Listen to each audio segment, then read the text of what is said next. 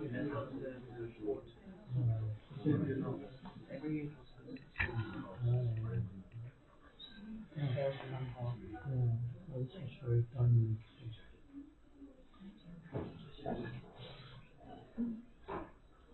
afternoon, everyone. Thank you for attending this presentation on Subud Centers and Centerprises.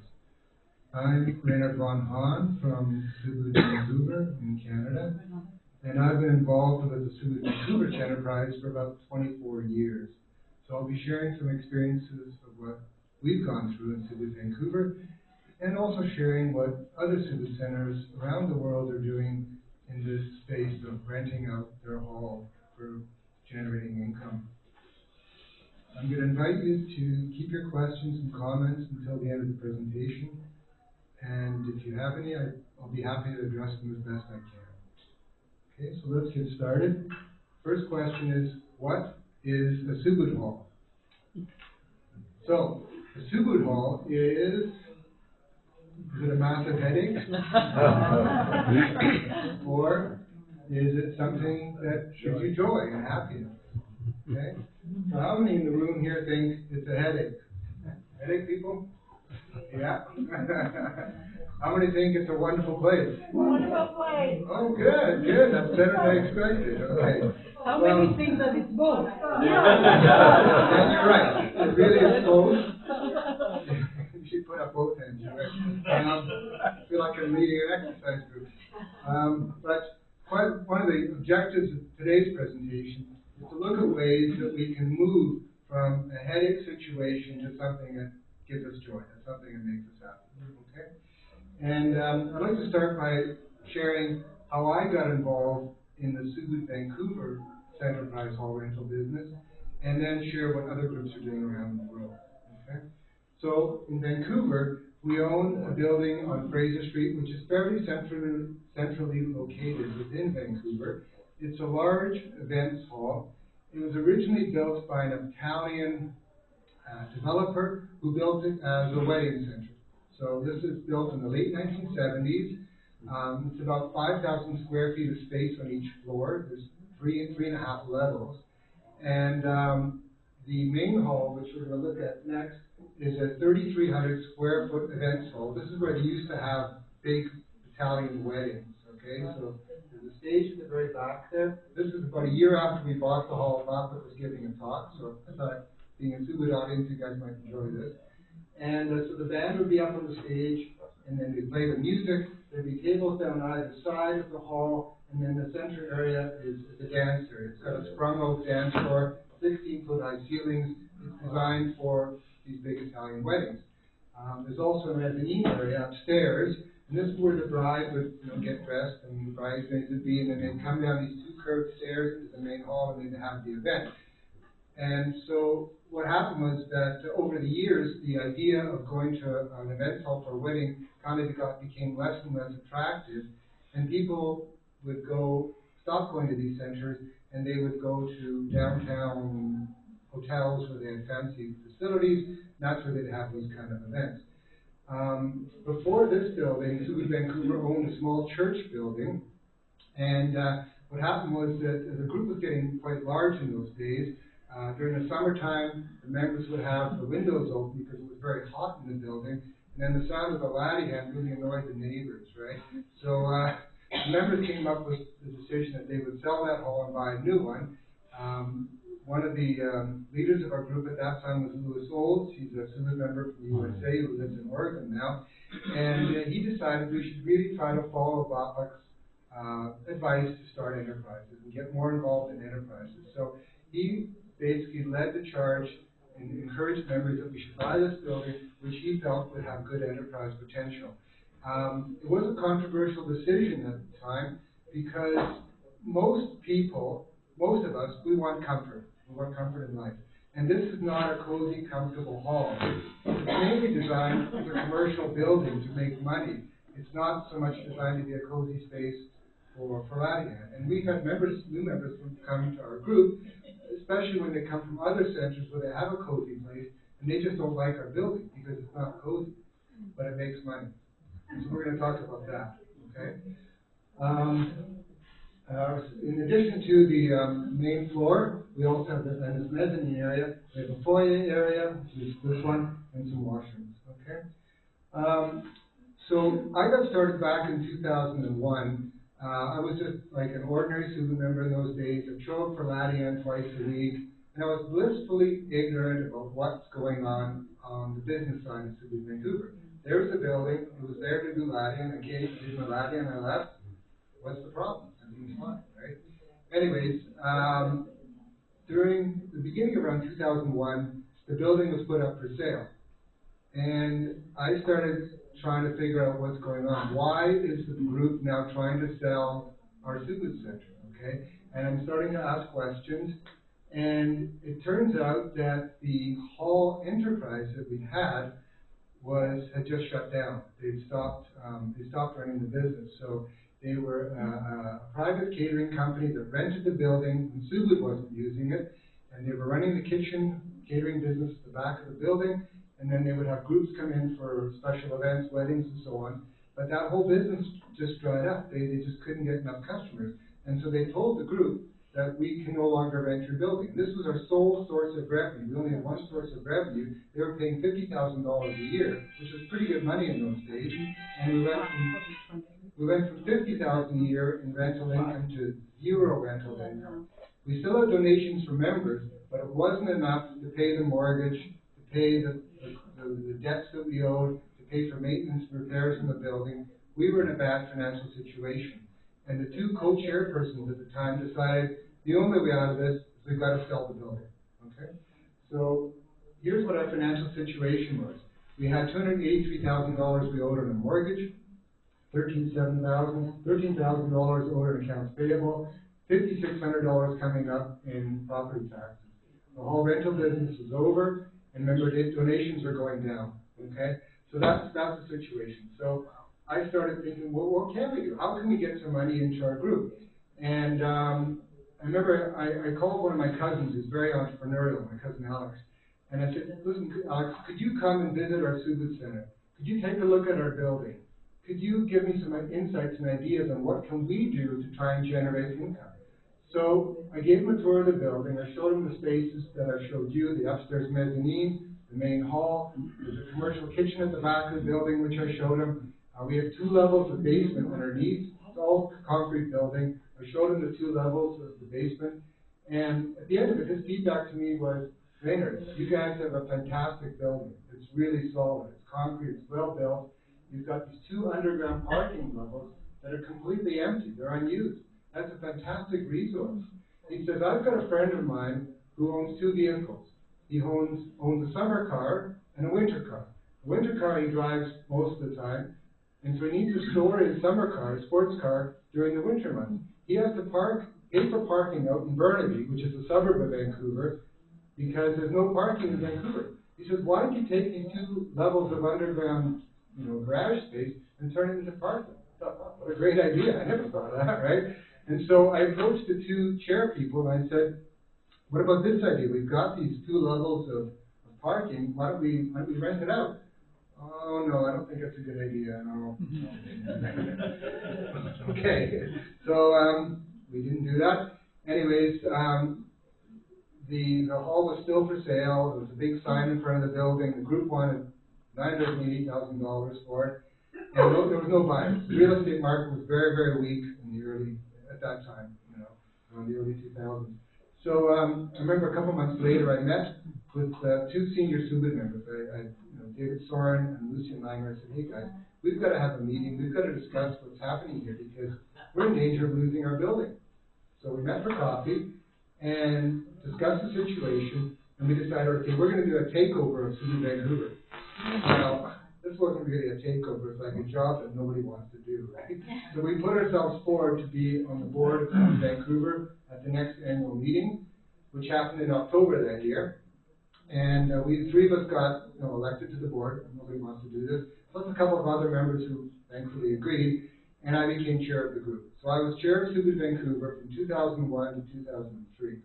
Okay, and I saw my main mandate at that time to fix the financial situation, because it was actually, by the time we got going, it was even worse than this, right?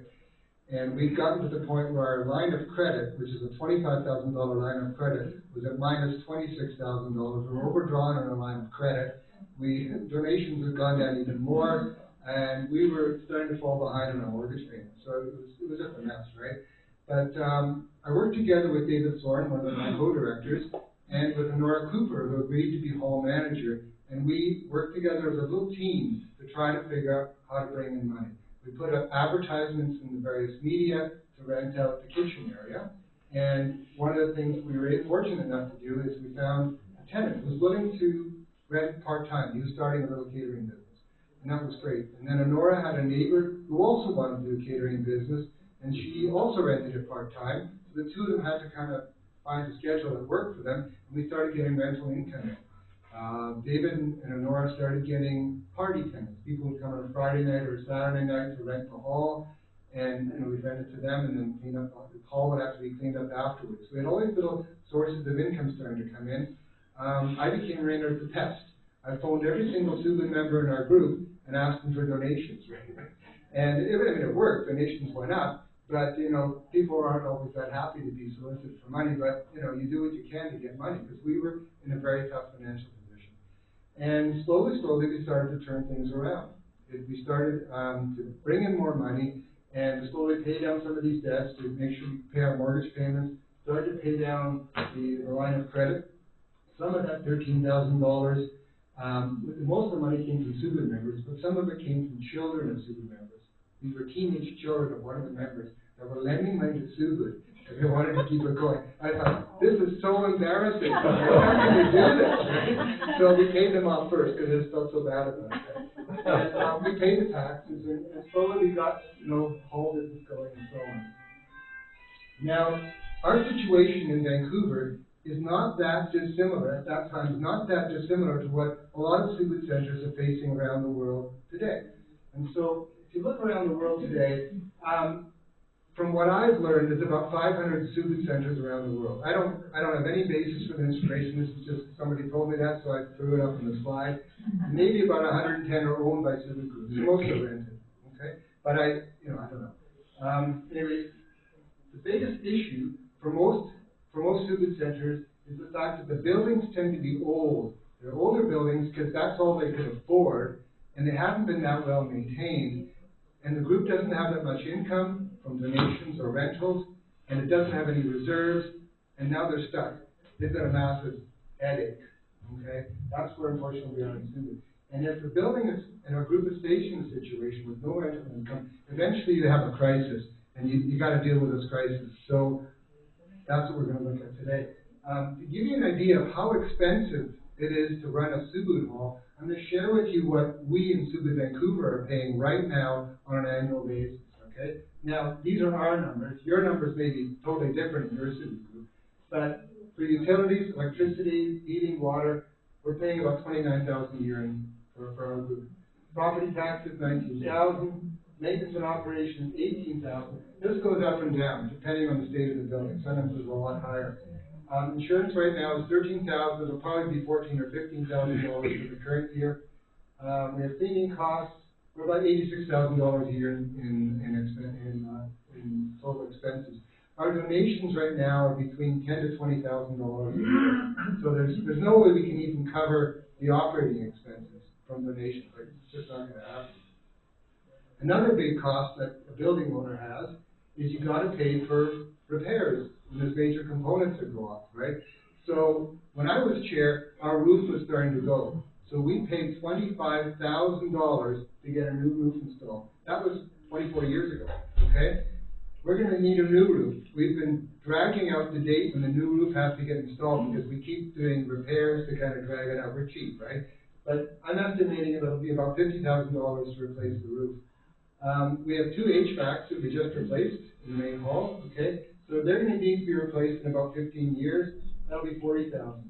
These other estimates are just numbers that I came up with, what it would cost to replace a plumbing system, electrical system, put in new flooring, and we have a stair lift for our older members. So you're looking at about $250,000 to replace the major components.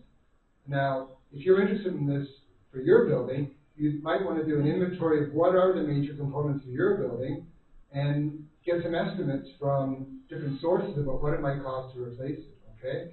And then raise $250,000, whatever you need. So if something goes wrong, you've got the cash reserves to replace it, okay? Now, if you haven't got the $250,000 or whatever you need to replace these components, you might want to start saving money each year. And the formula that you could use is the following one. So this is a table that I created on how you could calculate the allocations you need each year to set aside in order to cover the costs that you'll need to replace all the components of your building, right? So the numbers on the left there are the same numbers as I showed you in the previous slide. Roof 50,000, HVAC 40,000, and so on. And if you go and do a Google search, you can search on the life expectancy of building components to find out what is the cost to replace, how many years will a roof last, or how many years will an HVAC system last, or your plumbing last, and so on. These are found on a couple of different sites. You plug in the lifespan in years into the estimated cost, and so for Sorry, what's HVAC? Heating, ventilating, and air conditioning. Oh my goodness. Okay, we got those two, okay? So the roof, let's say, costs $50,000. If it lasts 25 years, you should be putting $2,000 a year aside. Okay, so that's a brand new building. Put $2,000 a year aside every year, and then in 25 years you'll have the $50,000 you need to put the new roof in. Okay.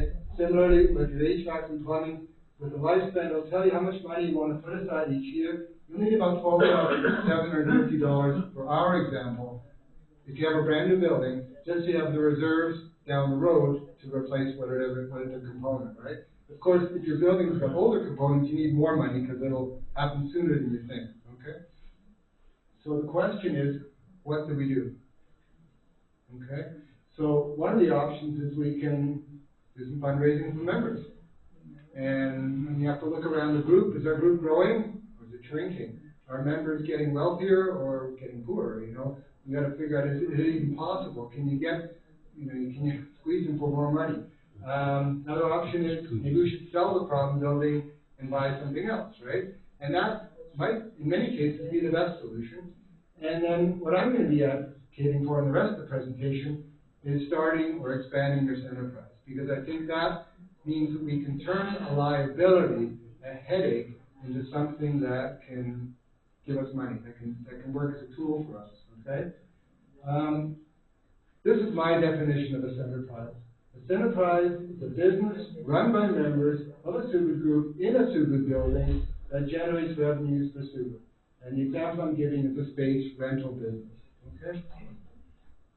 And the following are some examples of space rental businesses from around the world. Now, I put this together about maybe 6 years ago, so some of the information is going to be out of date, but it'll give you a flavor of some of the ways that people in different groups have been generating money for their Subud group. First of all, we'll go to the beginnings of Subud, Indonesia. They've got a beautiful Subud center there. They use it for weddings and events. In Romansari, they rent the school out for the DCU school. In London, we have the Gamadea Center. They use it for a variety of purposes, including exercise classes, wedding events, rehearsals, concerts. And at Barnet, they use their Subud Center for parties. In Perth, they use it for meetings. In Hamburg, they've used it as a location for film and television, okay? We actually used our Subud Center for an event, for a movie shoot once as well. And it can be quite lucrative. In Perth, Australia, they use their center for a Subud dance school. I'm sorry, it's not a Subud one, it's a dance school. In Lima, Peru, they're renting out rooms using Airbnb. Santiago, they've used their facility for weddings. Bogota for parties. Seattle also uses it for Airbnb. Those are the revenues they had a few years ago. I think it's probably higher now, but they were doing quite well. Seattle also rents out the Subud Hall for different events. In Los Angeles, their Subud Center is quite large. They have an art gallery in there, which at that time was bringing in $57,000 a year. They also have a coffee shop, and they have a big hall as well. And then in Santa Cruz, they use it for workshops. In Sacramento, they're using it for a daycare. Also in Arcata. And in Washington, they do parties at the Imani Center. And here in Vancouver, we have 3 main tenants right now. One of our big tenants is the Table Tennis Club. So this is the same hall I showed you earlier, where the stage was, where Bapak was sitting. They're taking the stage away, and that's now a flat area. We rented out the Table Tennis Club. And the story behind this club is kind of interesting because you remember I told you at the beginning of the presentation how the Subud hall was for sale. We were trying to sell it. And the realtor who was working for Subud Vancouver, after about 6 months of me being the chair, I finally told him, look, we were going to try and make a go of it. We're starting to bring some rental income in. We'd like to cancel our listing agreement. So we canceled the agreement and we parted ways. But he remembered our building. And I'd say about 10 or 12 years ago, we got a call out of the blue from Joe. Joe is the owner of the Table Tennis Club. And Joe said, I understand that you have a big hall. I have a table tennis club and we need a space for our table tennis. And I said, yeah, sure, we have space. What am I going to say no? So at that time we had all these different tenants who were doing party rentals and stuff. So they came and looked at our building. And after about 2 months of discussions and thinking about it, they decided to rent it. Okay? And right now they're bringing in about $86,000 a year. I mean, it's a lovely tenant. They're respectful of the hall. They just use table tennis shoes to run around on the floor, and it is ping pong. And it's people, they like the space. So it's mostly Chinese members, and they've been very strong tenants for many years. In addition to the table tennis club, this is the commercial kitchen I told you about earlier. It's the back of our building, and Donna, who's the caterer who runs the enterprise now, she's bringing in about $93,000 a year in rental income as well. And then the third tenant we have is in the lower level basement. We used to have these car rentals down there, and that's kind of a representative interest, and it's not really what it looks like, but our basement's kind of dark and dingy like that, so I thought that's kind of a good example. But now we've got rid of all the cars, and we have a landscaping company that uses the space to store vehicles and for office and for meetings. And they're paying us around $32,000 a year. Okay, so the question is, why do we want to start an enterprise? Well, there's one reason why you want to do it. Money. Ka-ching, exactly. Okay? So we're trying to find ways to generate money to Subud. Okay? I've been donating to Subud for many years now. Okay? And for me it's important because I live in the West. I come from a comfortable society. We're well off. And I think when I look around the world, at the amount of suffering that's happening in the world, the way things are going, the needs of Subud and other people around the world, I think it's really, really important that I personally give money to Subud. So anytime I make money into my personal bank account, I charge myself a Subud tax. It's a percentage of my income which goes straight to Subud. And I donate either to Subud Vancouver, to Sila Dharma Canada, or Subud Canada. So I give my money to Subud, and that's just a Subud tax. And at the end of the month, a lot of times I have very little money left over because I just ran out of money, especially after the Subud tax, right? But it gives me an incentive to be mindful about how I spend my money and to think of ways how I can generate more money into my own bank account. Okay? So that's my personal philosophy when it comes to money. And the reason I'm sharing it with you is because it takes a lot of effort. Like if I want to donate $1,000, I can mentally think, how much effort do I have to do to make $1,000 so I can give it to Subud? Okay? So I have to make a bigger amount of money to charge myself the Subud tax to donate it to Subud. What I like about enterprise is leverage. It's an enormous amount of leverage that an enterprise can give us. So I think how many hours it takes for me to generate my $1,000 for my donation, but I'm just going over here. So what I worked out is that between the enterprise that we have in Subud, Vancouver is being run by Paul Edwards, who's another member, and myself. And we work about 4 hours a week in the enterprise. He does about maybe 2.5 hours, and I do maybe an hour and a half a week. And with this little bit of effort, 4 hours a week between the two of us, we generated about $218,000 in revenue for Subud, right? That's about $1,100 an hour for our time, right? So the amount of money is crazy. It's absolutely insane, right? And so that's why I like Centerprises, because if I'm going to give money to Subud anyway, why don't I do it the most efficient way possible with the maximum amount of leverage? Okay, so that's really what our Centerprise does, or the potential it has. Okay, so to give you an idea of how we're doing, our Centerprise covers all the expenses of the building. The building cost last year $86,000 in operating expenses. Our enterprise donated $120,000 on top of that to Subud Vancouver as just general donations and rent. And then we paid $12,000 in management and professional fees. We basically broke even last year. Okay, so that's basically how we did financially overall. And if you look at the benefits to the greater Subud community, because Subud Vancouver now has such huge cash reserves, Subud Vancouver has no debt anymore. We are able to give money to a lot of other Subud organizations. And right now, Subud Vancouver only gives to 2 Subud organizations. We give money to Subud Canada, and we give money to Cecilia Dharma Canada. And the donations we give to Subud Canada, we kind of allocate. Some of it's for general donations, some of it's for the Western region in Canada, some for the World Subud Association. Last year was for World Congress and for MSF. And then we did $10,000 last year to Cecilia Dharma. This year, our donations to Cecilia Dharma are substantially higher. Okay, that's what we've been doing. So these are all wonderful reasons why you might want to do a Subud Centerprise in your business, in your hall.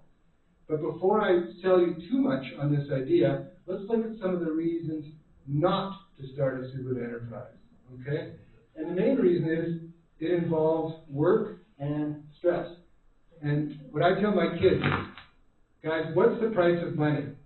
The price of money is work and stress. That's what you pay to get money, okay? And that's what every enterprise, including a Subud enterprise, is going to involve. I hope your enterprise, whatever you're doing, gives you joy as well.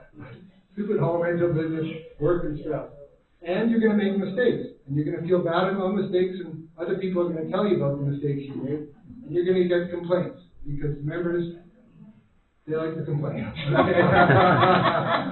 But that's, if you're thinking about this, be aware of what you're getting into over here, okay?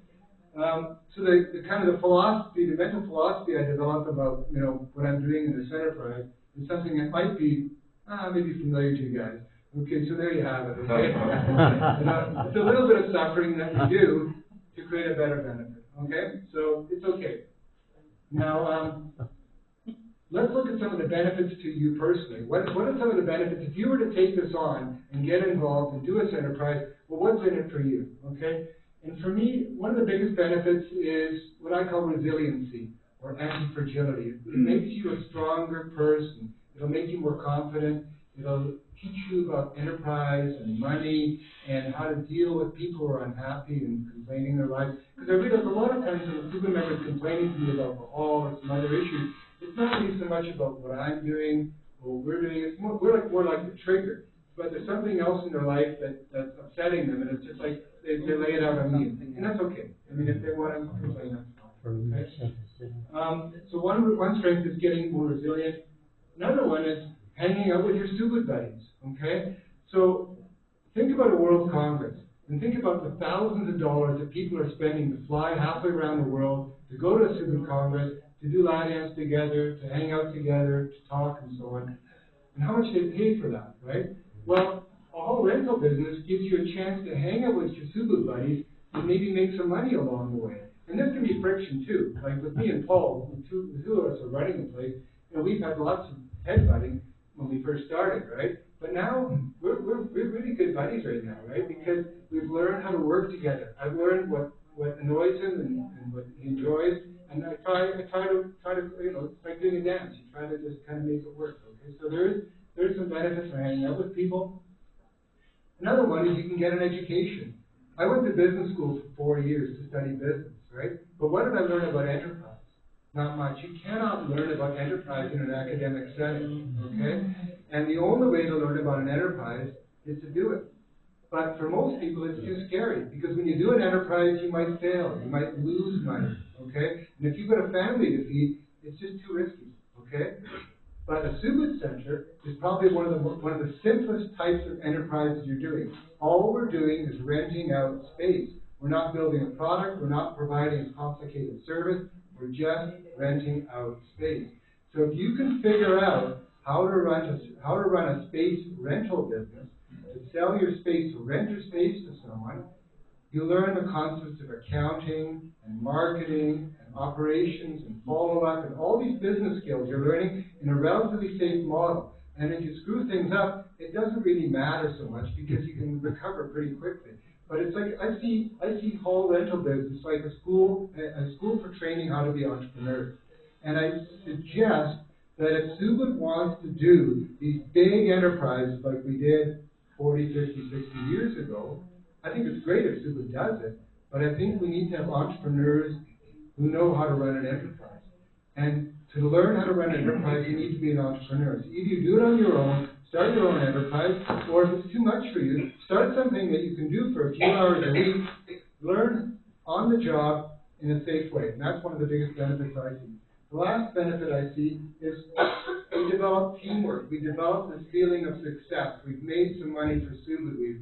We've created a benefit for the Subud community. And I believe we need more success in Subud. We need more examples of things that are working out so that we feel more confident, so that we can work together and do bigger things, bigger enterprises, something that really do make a difference in the world. Okay? So let's try it from a place of love. Okay? That's really what should be motivating us, is love for our fellow Subud brothers and sisters, that we can help them in a way, financially. Okay? So next I'm going to share with you some thoughts from people that are way wiser than me. And I've got to dig them up here. So the first one is what happened was that Subud members in California back in 1981, there was a big rift in the group, okay? And they were very upset with the committee, because the committee was renting the space out to spiritualists, and the spiritualists wanted to use the hall at times when the members were doing Ladia. So the chair of the Subud group was Morris McLennan, and he wrote a letter to Bapak, what do I do? Okay? So Bapak gave his answer. Okay, he said, Dear Morris, this letter came from Sharif. Yesterday, I conveyed to Bapak your question regarding the principles that should guide the leasing of Hope Street Hall to non-Subud users in the light of the experience with Livespring, where a number of members objected to doing Ladian while they were in the building. For maximum impact, I will try to translate the exact words Bapak used, which I jotted down as he was speaking. All this is pretense. There is no influence in the Ladian from other people who are using the building. Where is their Subud? If we are confident in our receiving in the Ladian Kajiwan, how can we be influenced by anything? All this is just an affectation which tries to ignore our need, that we still need the rent from these tenants. There is no objection to renting our hall to spiritualists if we need the money.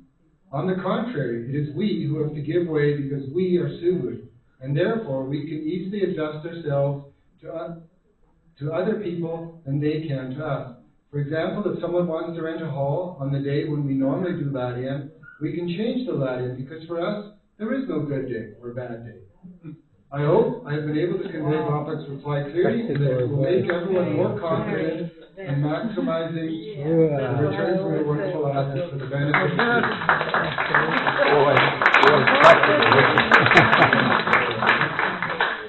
Now, we had a similar situation in Vancouver.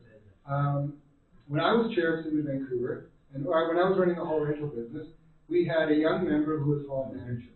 Okay? And she was very keen, child of Subud parents, very keen on helping Subud, and she agreed to be the hall manager. And everything was going fine. And one day, David Soren, who was one of the other managers, came to me very sheepishly and said, Raynard, there's this group using the building. They're kind of weird. I said, oh, okay. Yeah, well, they're really weird. And I said, okay, tell me about it. So he told me, I said, oh boy, these guys are really weird. And I didn't know what to do, because I felt very uncomfortable about this group that was using our space. And so I called up Honora Cooper, who was the previous manager, and she's an experienced helper and everything. I said, like, Honora, what do I do here? And she said, Raina, let me tell you a story, okay? She said, a few years ago when I was running the hall, she said, we had a group that wanted to rent the space, and they were Wiccans, like they were witchcraft type people. And she's going, I felt really creeped out by this, but I didn't know what to do, right? And so she said, I went to the helpers. And she said, hey, here's this group, we need the money, they want to rent the space, what do I do? So the helpers tested it.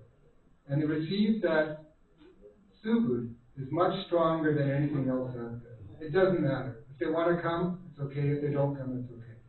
So she said, okay, fine, we can rent the space to you guys. And in the end, they never came and rented the space anyway, right?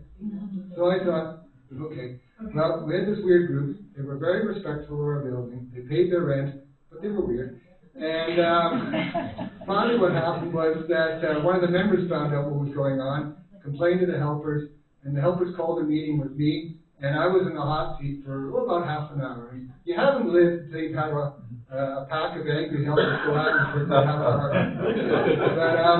But anyways, I just kind of did the dance, and well, these guys are respectful of the hall, they pay the rent, they're not doing anything illegal, we need the money, like we were really in tough financial situation.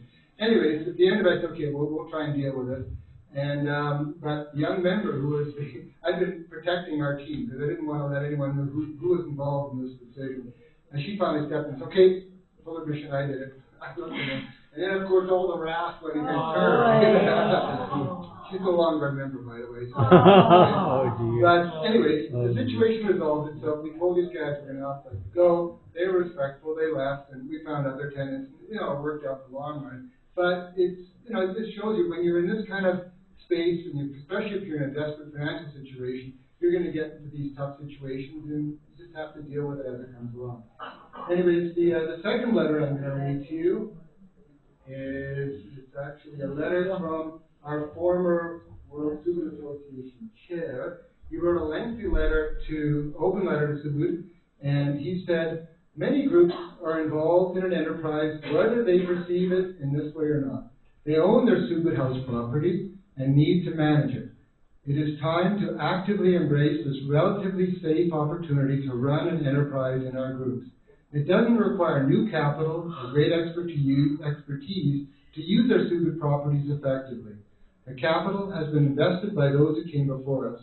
What is needed is our intention to cooperate harmoniously and support each other in using our properties to generate significant income from rentals. While this requires our time and effort, this does not require putting money at risk.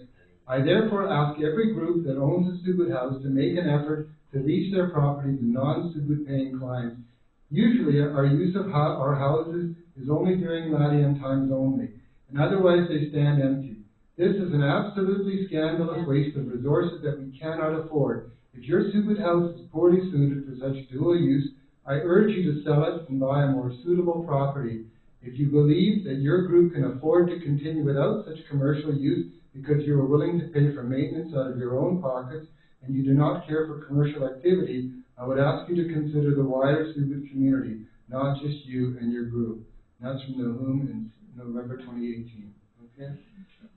The last quote I'm going to read you is from Mirabelle Viviana Scott. And she and her husband Harmon run the Perth Subud Center. She says, I love and recommend our model of regular as well as one-off group rentals, since it brings so many people into the Subud Center and interesting groups, and they get to be in the Subud atmosphere, what I believe is more powerful than we can imagine. She says, we test the significance of the Subud Center for the community quite regularly, and each time it blows us away. So there's something we can test in our groups. What is the impact of our Subud Center on the local community? She says, just getting the idea to test the significance of the Subud Center for those hiring our rooms. Okay? So Harmon Scott, her husband, sent me the following suggested testing questions. What you can do in your Subud groups. How is it for our individual spiritual development if we have dual Ladian and premises that are rented by the group? How is it for spiritual development if we do that in premises that are owned by Subud but not used for an enterprise, just used for the Ladian? And finally, how is it for spiritual development if we do Ladian in premises that are owned by Subud and are also used for enterprise? And I think you'll find the results are quite interesting. Okay. Finally, here's some action steps.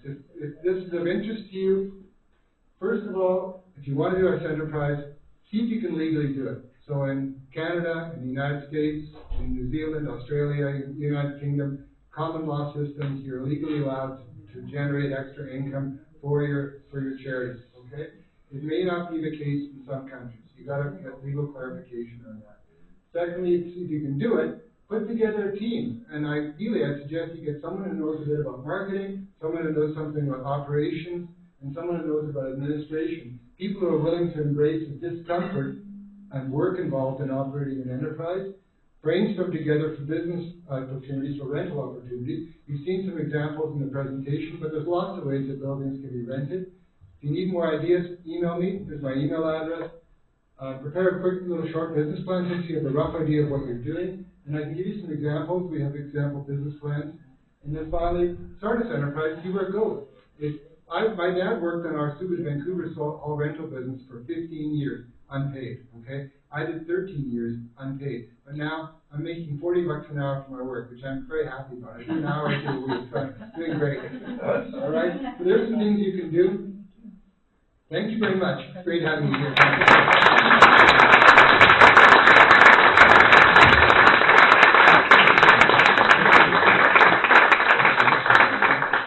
Any questions? Yes, Virginia.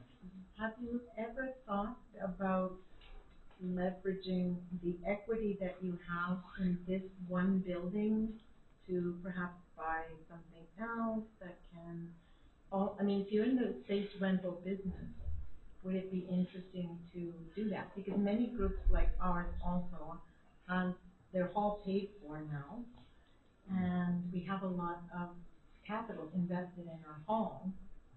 Is that something that you've ever thought about for Subud Vancouver? So the question is whether we want to expand our property management company to generate more income, maybe by acquiring another building.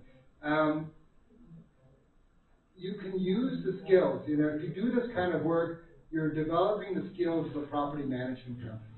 And property management can be a very lucrative business, okay?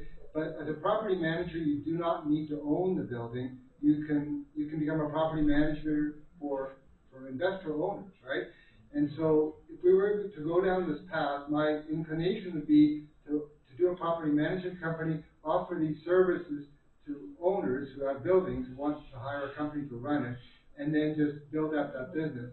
I've actually looked into it, because when I talked to Paul about it, we're probably going to pass on that idea. And the reason is that we only pay, see what we've done is our whole focus is make as much money for Subud as possible, okay? We pay ourselves a token amount, $40 an hour, and we've automated everything. We have automatic bill payments. We do whatever we can to minimize the amount of work we're doing, because we don't really want to do the work, but everybody else wants to do it even less. So we're just doing it just to make it as smoothly operating as possible, to get as much money as possible, because we focus on our regular day jobs to make money, okay? It's, there's limits to my altruism, I guess is what I'm saying, okay?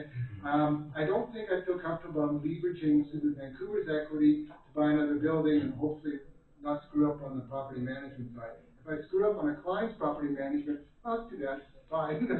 But if I screw up on managing a building we own, I feel personally that debt is an obligation to repay, and I don't want to deal with that stress. Really, I just don't anymore. I took it on when I first became chair of Subud Vancouver.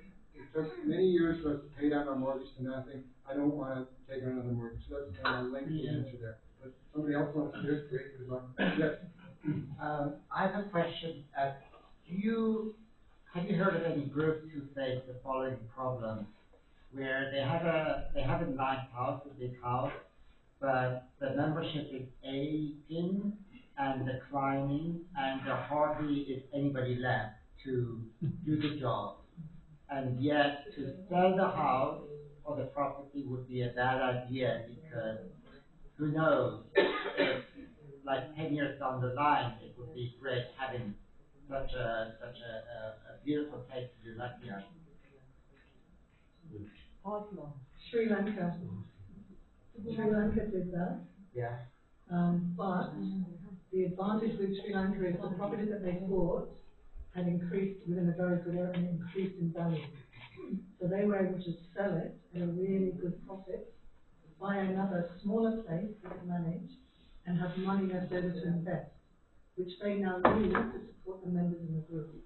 And so they actually pay for the aging members' hospital bills and taxis, and they provide food for them and care. So they've managed it really well. Okay, but my question is more like the members. They try It's a peer, and there's nobody really to manage that right. And yet there's this big house that needs to be managed, but there's nobody here to manage it. Okay, the question is, what happens when your Subud group is diminishing, there's nobody around to manage it, but you don't want to necessarily give up the building because it's a nice place and you might need it in 10 years' time. Probably the question is, who makes the decision, okay? So there's different types of ownership models around the Subud world. In Canada, there are 4 groups that have a building, okay? There's Subud Vancouver, Subud Ottawa, Subud Toronto, and Subud Montreal. Because the group owns the building, the group itself, it's the group members that have to decide what to do with it. And Subud Ottawa recently sold their building because it has the same situation you described, aging membership, the one member who's doing all the work, it was just enough. You couldn't do anymore, right? And they just said, we'll sell the building. Now they're taking the proceeds and they're helping the Dharma. They're trying to do good with the money. But it's there. They did all the whole hard work of buying and supporting their building, and now they're the ones deciding how to use the capital they gain from it. In other groups, like in Subud Britain, it's Subud Britain that owns most of the buildings. Okay, and the groups are using it. And then the question is, who's responsible for the maintenance, the repairs, the operation? And a lot of times, everyone's pointing fingers. Well, they own the building, they should do it in Subud Britain. And Subud Britain's going, well, they're using the building, they should take care of it. And so if everybody's responsible, nobody's responsible.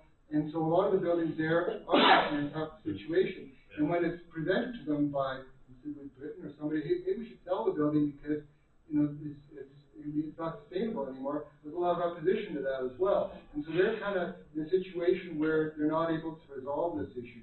And so every situation is different. I think, I like the Canadian model because, hey, the buck stops with us. If we don't come up with enough money, there's no other Subud group or bigger group that's going to save us. So we have an incentive to do it.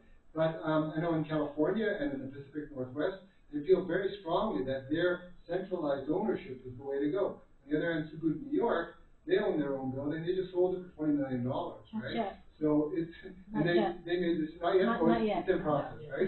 It's in process, okay. But, that's a nice chunk of money. So I think the group should make the decision, but if they don't own it, maybe they can't. I don't know.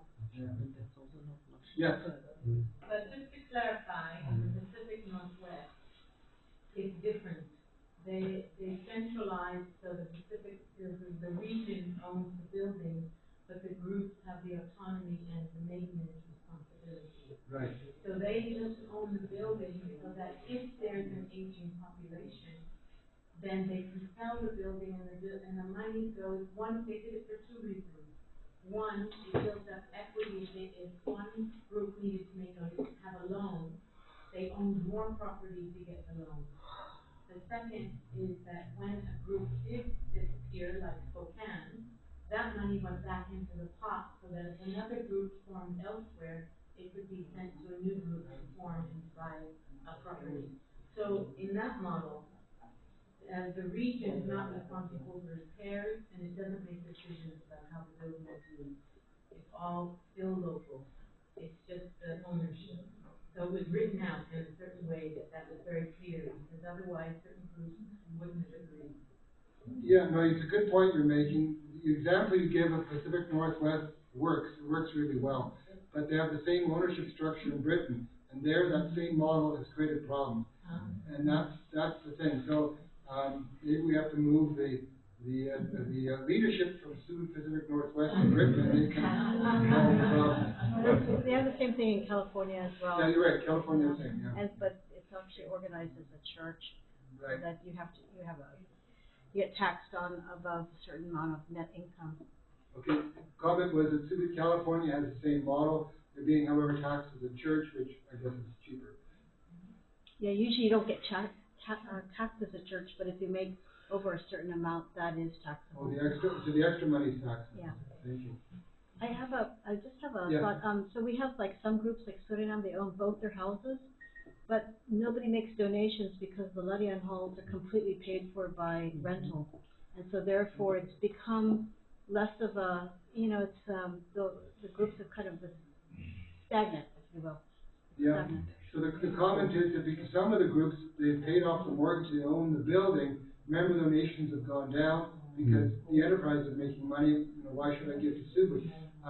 I don't know how much these individuals are giving to other Subud organizations. Maybe if they're no longer donating to Subud, they give to Sila Dharma, or maybe they just go on vacation and spend all the money. Like, I don't know what they're doing with it. I personally feel it's better, and we don't, for Subud Vancouver, there's no membership dues. We don't charge anyone anything, and if they want to pay, if they want to donate, it's great. If they don't want to donate, that's fine.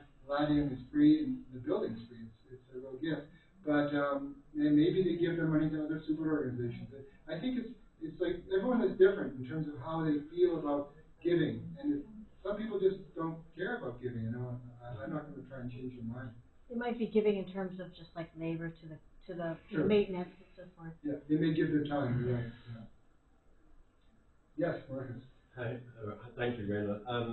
One of MSF's missions is to support Subud houses, and I think we presented on MSF earlier and explained how little money there actually is to do that, and the need is actually a lot bigger. And we don't support houses that are just for general maintenance, it's only for capital improvements. So we often get applications that are really just general maintenance, or we get applications that are capital improvements, but part of our criteria in a way is to make sure that Subud group is actually running some enterprise or has the means to perform general maintenance. Otherwise, you're essentially giving money and then think rates and there's no fix. So that's something we really encourage.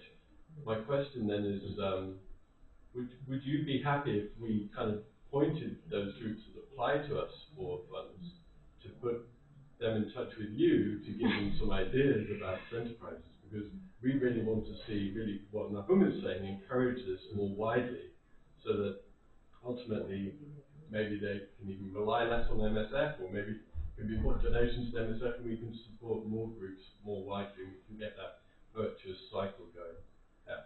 Are you open to that? Are there others that we can put them in touch with? Or? Yeah, if any, so the question is about how can we encourage Subud groups and support Subud groups that want to use an enterprise model. I'm happy if they want to contact me. My email address is in the presentation. I'm not sure if I can send you the presentation, Rivka, but we could probably find a way to make it available. Just to kind of share a bit more. About 7 years ago, we had the Freiburg World Congress. And about a year before that, I had this really strong feeling that we should get all the hall managers from Subud groups around the world together into a meeting. And so I worked with Hanafi Fabal, your dad, and with Susanna Rosenthal, and we started we organized a meeting. And we had about 80 people come to the meeting in Freiburg to share experiences and knowledge about Subud centers. There were about 17 presentations from groups around the world sharing what they're doing in their Subud center, how they're making money. And after that finished, we started an online support group. So we would have regular Zoom meetings where we pick a topic like the Subud enterprise in Seattle, for example, or how do you do a maintenance plan for your building, or how do you structure a lease agreement. And we would talk about these concepts, and people could ask questions, and it'd be like maybe 45 minutes, an hour long. But then we started running out of topics, and Hanafi, now your dad, started running out of energy, and it just kind of came to an end. But I kept all the information that I gathered from groups and stuff like that, and I'm working on a way to create an online platform where I can upload all that information so people could go there first, look through all the presentations you saved, look through all the articles that your dad wrote, and get ideas on how to do this, right? It's a very simple business. Like, you know, you can look in the newspaper and see all the advertisements for space. Like, you know, we've got this space we're renting out for so much a month, that space for that amount a month. You think, okay, what do we have? We can probably rent it for this much money. Or you can start, it doesn't, you don't have to be rocket scientist to figure this out. But yeah, happy to share what I can, yeah. Great. Also, it's worth mentioning that, perhaps Sandra, you know more about this, but Subud Australia has tried to take this one step further and nationalise the Centerprises for each of the groups and have a national coordinator that looks after it all. Do you know where that's up to? Yeah, so we 2003, I think it was, we created a position on the National Committee as Property Coordinator, so that we could, so I suppose you go back a step, in terms of the model in Australia is, initially the civic groups bought properties independently, and then there was a move from Bathurst that they should be nationally owned. So an organisation called Shrink was set up by Bretton Colony and Bretton Temple, I think it was. And members went round to the groups and asked if they were willing to put the properties in the name of Subud Australia. So they're owned by Subud Australia, but are run locally, a little bit like your model. A couple of them have got a management agreement because some of the members were nervous about saying, well, what happens if we don't want National to come in and tell us what to do with our property? So there's a management agreement that says what you can and can't do. But if the membership shrank, like here, the property would automatically, the National would have to make a decision about whether they keep it and rent it out, sell it, do, you know, whatever they have to do with it. So one of the issues that we found is that we wanted to be clear that groups were maintaining the properties and they weren't suddenly getting into debt, not keeping up with their mortgage, or suddenly needing repairs, and we wanted to preempt that by having this property coordinator that would know what was going on with the property. So some of the properties then started to rent out and get money, and our new treasurer at the moment he's a very entrepreneurial guy, Evan, and he felt that there was a need now for something beyond the property coordinator, but actually a property manager that would go around and actually help groups, if they hadn't got a Centerprise, help them set up a Centerprise, give them advice, help them run it until it was running, and then move on to another group. But he did want it to be a paid position, and then ultimately he would get commission from whatever the groups were doing. So it wouldn't, so it would be paid for by Subud first, and then hopefully become self-supporting. So that's kind of not happening yet. It's in the process of that. We do have, I don't know if you know much about the Melbourne group. We do have a group in Melbourne that's got a huge property. It's not being used really as a Centerprise. There are a lot of members who don't like the idea of the Latihan rooms being used by other people. A little bit like you were saying with the Wickers, you know, they feel it will change the Latihan space or whatever. And the other thing is that a member left some shares to Subud Melbourne, and unfortunately, that, although it's a great thing, that has actually replaced now donations, because members don't have to worry anymore about the maintenance of the shares are doing it. And so now what happens is when there's conflict in the group, members just leave now and go somewhere else, and it doesn't matter how small that group gets because these shares now support the property. So it's become a little bit of a caught-up thing. It's not progressing, and one of the money is a good thing, but it's also a bad thing. Yeah, no, I know money can be a good thing or a bad thing. Very good point. Yes, I just thought I should say something about the Britain. yes. Arguing with each other and pointing fingers, I don't recognise that. We have had problems with two properties in particular, Loudwater, and the problem there is leaks, and that has turned out to be really expensive. Amadeus, you have lots of photographs of it.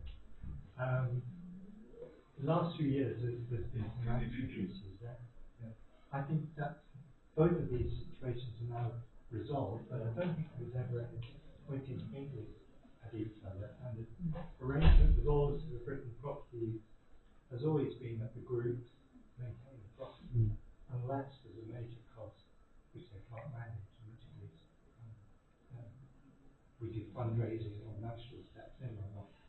Last year, the rental income that we've generated from our properties in South Britain was £300,000.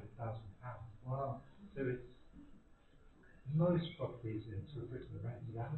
Yeah. Some of them, like Number 12, Unspun Heroes, set up by a civil entrepreneur many years ago, generates a lot of money, lovely property, very quiet,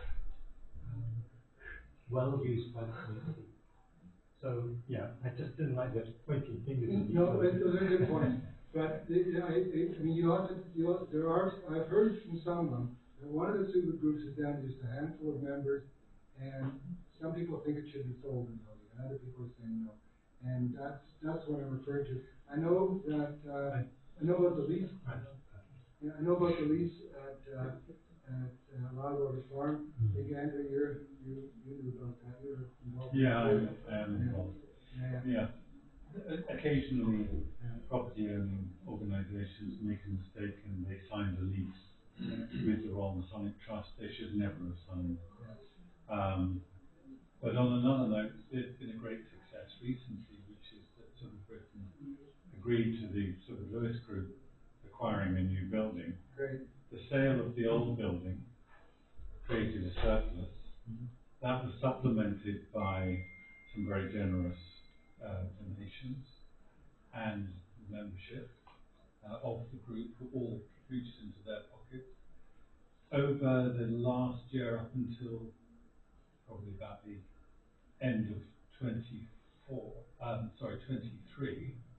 the property has been renovated. We spent about £250,000, maybe a little bit more. And it's a lovely old Grade 2 listed school building. And if you've got your phones with you and you want to check it out, go and look at Subud Centre. And it is a great success. And it's now done better, it's doing better than breaking even. And of course, the objective ultimately of the group is to run it as a successful enterprise and put money into Subud coffers. Wonderful. So it was a challenge, and there were moments when there was a lot of fighting about it. But I'm pleased to say that having finally got to the point where the centre opened and its operational phase, that a lot of the members who have walked away from it, for whatever reason, have actually come back, and I think there are now, almost without exception, all of those disenfranchised members have come back, seen the new facility and gone, wow, this is really nice. So sometimes you need a lot of courage to go through that, all that. Well, you need the courage and you need the energy of those core members who are willing to take on a project like that and see it through. And that's fantastic that they're able to do that now. And it's got over 150 members. It is probably, well, no, it is the most successful group in the kingdom. But not right now. Great. Thank you. Yes. Yeah, in somebody New Zealand, now we have the country, somebody New Zealand owns the properties, but each group is responsible for their own maintenance. And we have the group in Auckland has had a long Centerprise with rental activities like violin school, dance group, and so forth. And it's really supported the activities of Subud New Zealand generally in doing that, and also, supports and pledges to WSA and so forth. We have the situation now where one of the halls in Wellington has got a very small membership, and then there's the question that's been discussed is, should that be maintained? Should it be sold? or what do we do with it? So we're struggling with it, not struggling with that, that's in discussion at a national level and at a group level now as to what to do about it. But just to underline, the need for a Centerprise has really been central for both for Subud Auckland and for Subud New Zealand. I suppose one of the issues that we also had to struggle with was that during the COVID pandemic, that had a huge impact on rental activities. Yeah. Because the dance groups weren't able to gather together and so forth. And so there was a dry period over those months and more than a year when that was the case. So it's not guaranteed income. Circumstance can alter that sort of model. Yeah, we had the same challenges when we had COVID. That's unfortunately how business is. Sometimes you have these unexpected events. I hope that we'll be able to sort out what to do with that one building. Thank you for sharing. Yes, Virginia. Can I just ask, sorry, we've asked this question to MSF, but since you're in the business of financing Subud Hall, is there any consideration given to these models of ownership where, because it takes so much money to buy a home and then it's so quick to sell, and what we saw in Canada, I mean the case of the Ottawa Hall, was that the money can be gone very, very quickly, but years and years and years of donations built up to can just vanish like that. In our case, in our country, it's not a model of national ownership, it's a model of individual group ownership. And has MSF thought at all about recommending perhaps a model where the equity of houses is not dissipated so quickly, but rather kept within a Subud community in case it might be needed later on, or I don't know. It seems like we're focused on the purchase of houses in a time when there's a lot of houses being sold. Well, MSF's role is more to fund purchases or capital improvements rather than to influence the sales. So, but what we, I guess the one thing we do is when we're funding those projects, we make sure that they're supported by the group, that there's harmony within the group, that they're supported by national, and that we hear the same thing from, for instance, the regional and international offers that are in that area. So that's not a guarantee that that there isn't funding, and then a few years later the property will be sold. But at least we hope that we ensure that there's a good basis, and of course that's a time where they're expanding. They're not looking to sell it; they're applying for a grant. So Virginia talked about what happens when a Subud group sells the building. It may have taken 20 or 30 years to pay for the building and build up that capital, but it can very quickly dissipate. And one suggestion might be to start to see if the country can legally give money to an organization like MSF to grow the capital pool. But if they can't, like in Canada, it's difficult to give money outside of Canada, would be to start an endowment fund or something similar to Subud Canada, where the money could go and then hopefully be invested and used to grow and become bigger, right? But maybe also to recommend some norms around the ownership regime, because, yeah, maybe MSF could investigate that and see if there is a preferred model that keeps the capital in Subud. Then you don't have to donate it, you have to just keep it in Subud. I suspect that that's as much for national committees and zones to look at as it is for MSF. Probably, I think Marcus is right, because Subud Canada, Subud Ottawa, Subud Montreal, Subud Vancouver were all charitable organizations. We're governed by the Canada Revenue Agency and the Income Tax Act, and so we have to, if we're allocating money, we have to in accordance with those laws. We can't just give money away freely because we have this tax status.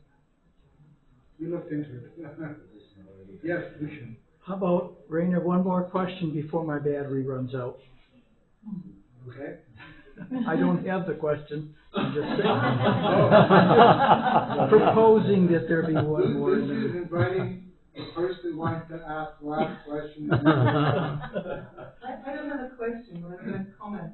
Conrad sent through a thing about Centerprises a while ago, and he had a passage from Baha when he went to South Africa, and he was talking to the South African group and saying to them, you have to realize that the Subud house does not belong to you, it belongs to Subud. Yes. And that's a very different kind of attitude. That if the groups that own the properties individually had that attitude, that when it came to either buying or selling, they would say, well, we want to sell, it doesn't belong to us, so we need to now give this money to Subud. And let them decide what they do with it. Or contact the national or the WSA and say, what should we do with this property because we can no longer manage it? Do you want it? And do you want to take over management of this property? And perhaps they could rent it from them and WSA take it over. I mean, there could be some other way of dealing with the issue of, because I know Conrad was quite concerned about the fact that a lot of properties now that seem to be being put up for sale, and property is one of our biggest assets. And properties are always going up in value. But if they're run down, you end up selling them for a lot less than they're actually worth. So it's just an idea, just thinking about them. That's a great point, yes. Thank you. Great. Well, thank you all for coming. Thank you. Thank you.